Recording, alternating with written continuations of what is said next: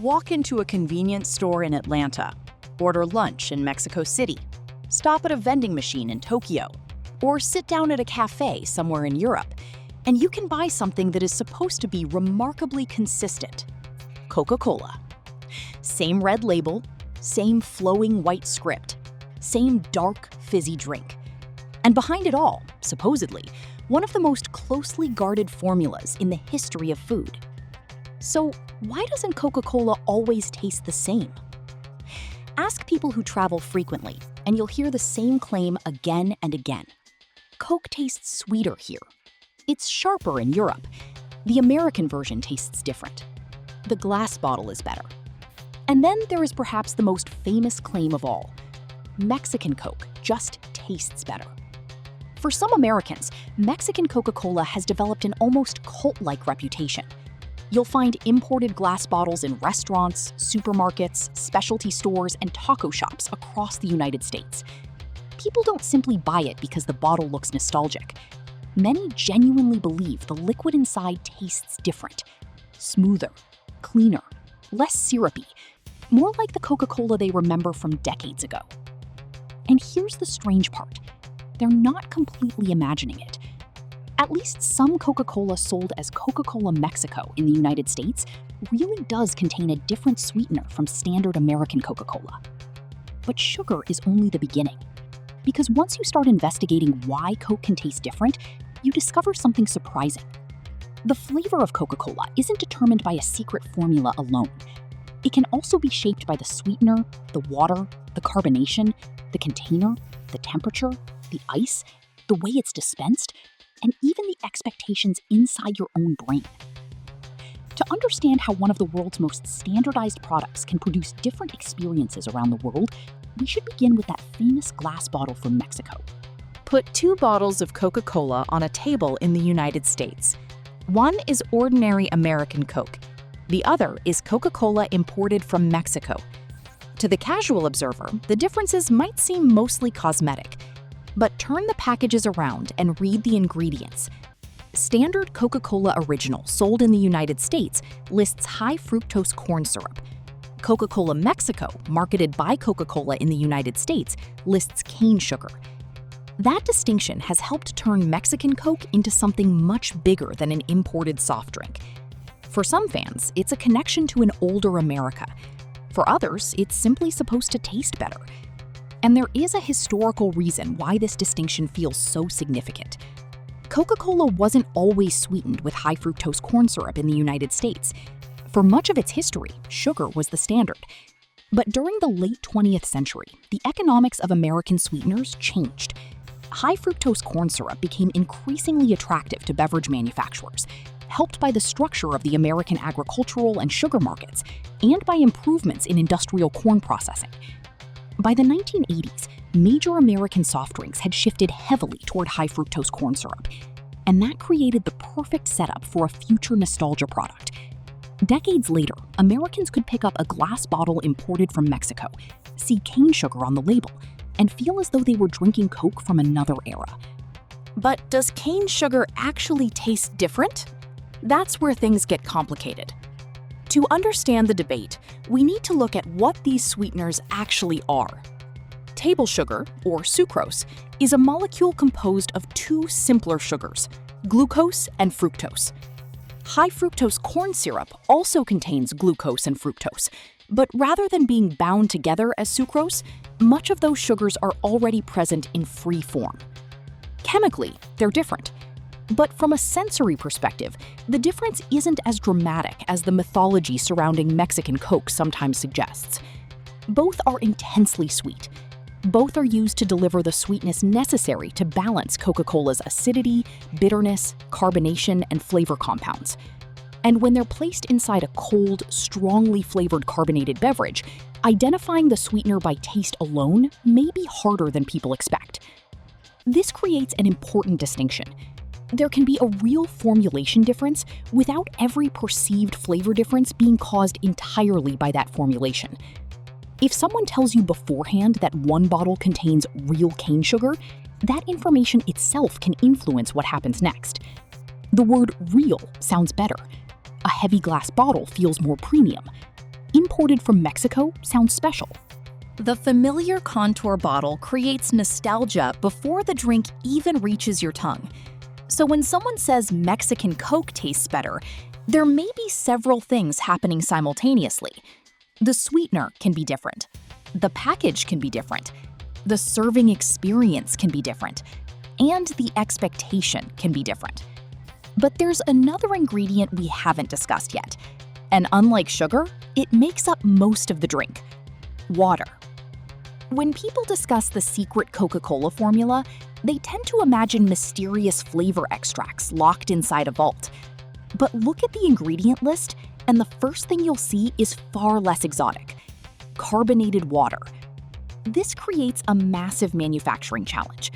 Coca-Cola is sold across much of the planet, but it would make little economic sense to produce every finished bottle in one location and ship all that water around the world. Instead, Coca-Cola operates through a global bottling system. That means a drink consumed in one country may have been finished much closer to the person drinking it. And local water isn't naturally identical everywhere. The familiar contour bottle creates nostalgia before the drink even reaches your tongue. So when someone says Mexican Coke tastes better, there may be several things happening simultaneously. The sweetener can be different. The package can be different. The serving experience can be different. And the expectation can be different. But there's another ingredient we haven't discussed yet. And unlike sugar, it makes up most of the drink: water. When people discuss the secret Coca-Cola formula, they tend to imagine mysterious flavor extracts locked inside a vault. But look at the ingredient list, and the first thing you'll see is far less exotic: carbonated water. This creates a massive manufacturing challenge. Coca-Cola is sold across much of the planet, but it would make little economic sense to produce every finished bottle in one location and ship all that water around the world. Instead, Coca-Cola operates through a global bottling system. That means a drink consumed in one country may have been finished much closer to the person drinking it. And local water isn't naturally identical everywhere. Open a fresh bottle of Coca-Cola and listen. That hiss is part of the product. Carbon dioxide has been dissolved into the liquid under pressure. When the container opens, pressure falls and the gas begins escaping. We usually think of carbonation as texture: the bubbles, the fizz, that sharp sensation on the tongue. But carbonation also changes how the entire drink is perceived. Dissolved carbon dioxide contributes carbonic acid, adding to the acidic sensory profile of the beverage. The result is that characteristic bite. Take enough carbonation away, and Coke can suddenly seem sweeter, heavier, and more syrupy. You've probably experienced this yourself. Leave an open Coke sitting around for hours and taste it again. The ingredients haven't suddenly disappeared. The sugar is still there, the flavor compounds are still there, but the experience has changed dramatically. Flat Coke doesn't simply feel different, it tastes different. And carbonation is sensitive to conditions. Temperature matters. Pressure matters. How long the package has been open matters. How the drink was stored matters. How it was poured matters. Cold liquids generally retain dissolved carbon dioxide better than warm ones. That's one reason Coca-Cola is so strongly associated with being served ice cold.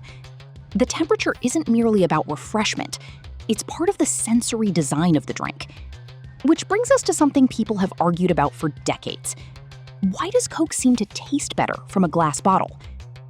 Imagine 3 servings of Coca-Cola.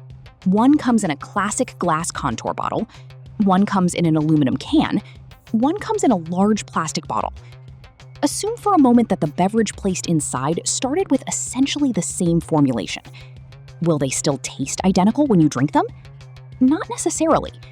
Packaging is not just decoration. It's part of the product's physical environment. Glass is highly impermeable to gases and chemically inert in normal beverage use. Aluminum cans are also excellent barriers, although the beverage doesn't actually sit directly against bare aluminum. Modern beverage cans have an internal coating that separates the acidic liquid from the metal. Plastic bottles are different. The PET used for soft drink bottles is extremely useful because it's light, inexpensive, transparent, strong, and resealable. But it isn't a perfect gas barrier. Over enough time, carbon dioxide can gradually migrate through the packaging. That's one reason a large plastic bottle that's been sitting around, especially after repeated opening, can eventually feel less lively than a freshly opened can. But packaging affects more than storage. Think about the experience of drinking from glass. The bottle feels heavy, the surface feels cold, the opening is narrow. The classic contour shape has been associated with Coca-Cola for generations. A can creates a different tactile experience. A plastic bottle creates another. Even the sound of opening the package changes. Psst. Crack. The feel against your lips changes. The aroma reaching your nose can change with the opening. And all of these sensory signals arrive in your brain at roughly the same time as the flavor. This makes the famous Mexican Coke comparison especially difficult. People often aren't comparing only cane sugar against high fructose corn syrup. They may also be comparing glass against aluminum, one serving size against another, different temperatures, different storage histories, and an imported product against an everyday domestic one.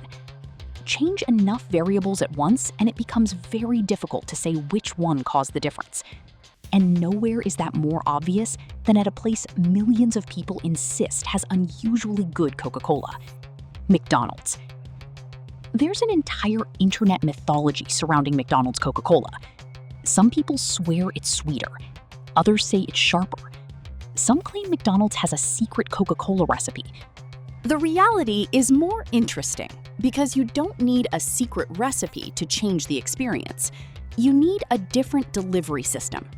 When you buy Coke in a can, the finished beverage was mixed and sealed before it arrived at the restaurant. A fountain drink works differently.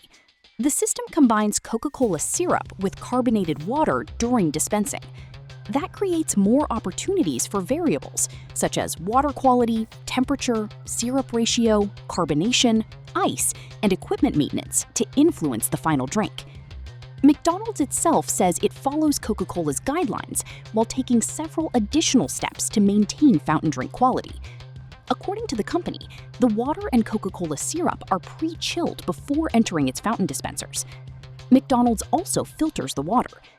The syrup ratio is set with melting ice in mind, and the fountain system is kept cold. Even the straw is slightly wider than a typical straw, according to McDonald's. Individually, none of these sounds revolutionary. Together, however, they illustrate the central point of this entire story. Taste is a system. Consider temperature alone. If the syrup and water are already cold before the drink reaches your cup, the beverage doesn't depend entirely on ice to bring its temperature down. That matters because ice eventually melts, and melted ice is water. Add enough water to any soft drink and the flavor weakens. So a fountain system has to anticipate dilution.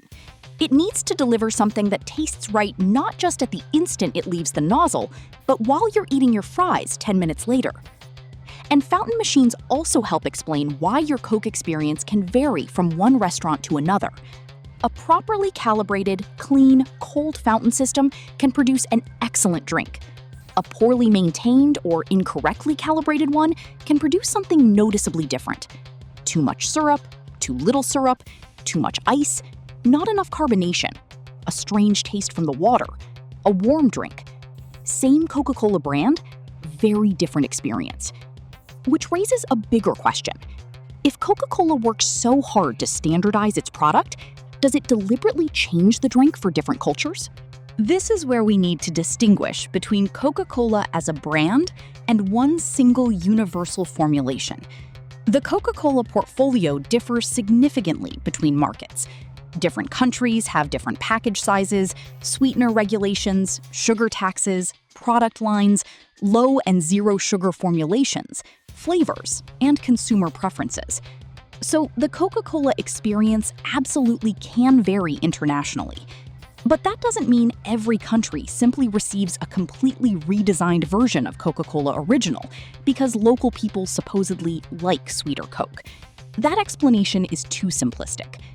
Global food companies generally have powerful reasons to protect the identity of flagship products. If Coca-Cola tasted radically different every time someone crossed a border, the brand would lose one of its greatest strengths: recognition. You should be able to open a Coca-Cola thousands of miles from home and immediately know what you're drinking. The challenge is therefore not simply localization, it's controlled consistency within different local systems. Different bottlers, different ingredient supply chains, different regulations, different packaging, different restaurant practices, different climates, different storage conditions, different consumer habits, and potentially different sweeteners. But there's another kind of localization that may be even more powerful: the way people consume Coke. An American customer might associate Coca-Cola with a huge fountain cup filled with ice. Someone elsewhere might regularly drink it from a smaller glass bottle.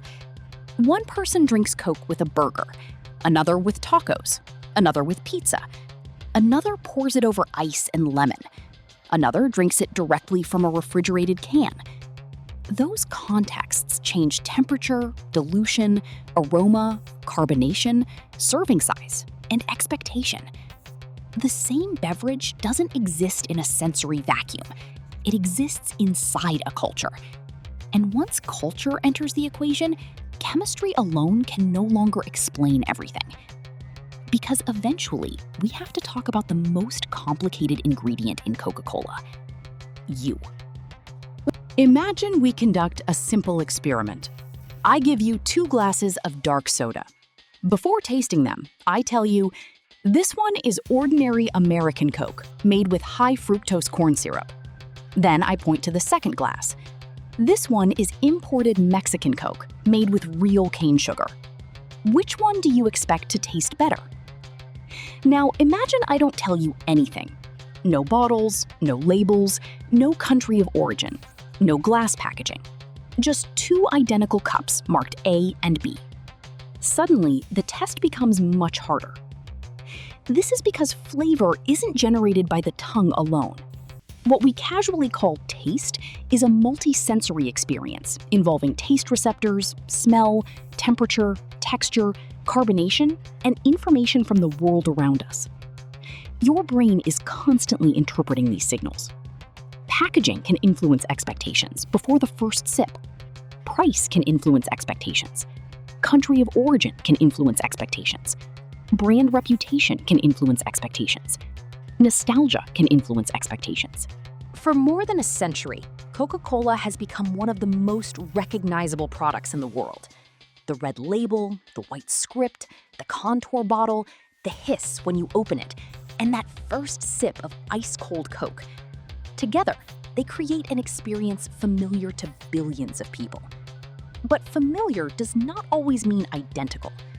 The Coca-Cola you actually drink is the final result of a long chain: carefully controlled concentrate, sweetener, water, carbonation, packaging, transportation, storage, temperature, ice, and the way the drink is served. And then there is one final ingredient: your brain. So, does Coca-Cola really taste different around the world? Sometimes, yes. Differences can come from sweeteners, packaging, carbonation levels, storage conditions, or the way the drink is prepared and served. Mexican Coke is a perfect example. It may use cane sugar instead of the high fructose corn syrup commonly listed in standard American Coke.